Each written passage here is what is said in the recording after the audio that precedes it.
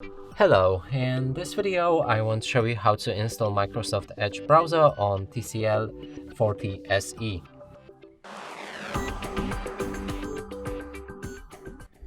And to do this, we'll need to open our Google Play Store, find Microsft Edge, install it. When it's ready, click on the open. Now you can see this introduction. If you like, I'm gonna skip it. Here we can customize a homepage with wallpaper, most visited sites, and a newsfeed. Sign in to turn on synchronization. Set Microsft Edge as a default browser. Accept or disagree with a data sharing preference.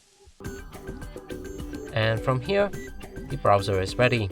And that's it for this video. Hope you like it. Please consider subscribing to our channel, leave a like and a comment below.